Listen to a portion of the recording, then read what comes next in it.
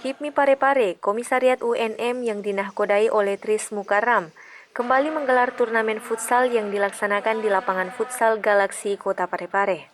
Turnamen kali ini merupakan yang kedua kalinya setelah yang pertama sukses dilaksanakan pada tahun 2014 lalu, yang hanya mencakup skala se-Aja Taparang. Peningkatan kegiatan terbukti pada tahun ini, yang telah mencakup se-Sulawesi Selatan. Peserta dari turnamen ini pun terbilang banyak, yakni 48 tim yang didominasi dari Parepare.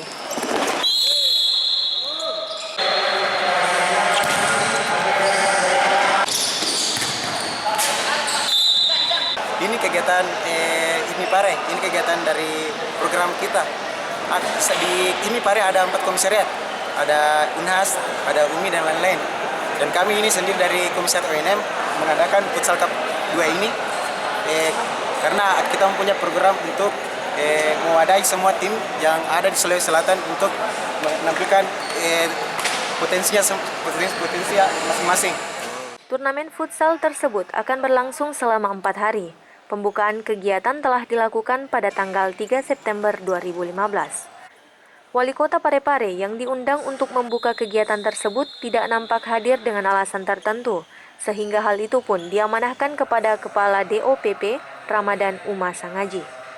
Ketua HIPMI Pare Komisariat UNM menjelaskan, kegiatan turnamen futsal ini bertujuan sebagai wadah penyaluran bakat dan minat bagi para pemuda pecinta futsal di Sulawesi Selatan.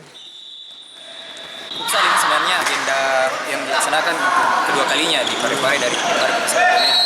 Ya, tentu saja dengan tujuan mewadahi pemuda Parepare yang memang punya hobi, bakat tentang futsal untuk bisa disalurkan dalam bentuk kompetisi untuk jadi pengalaman.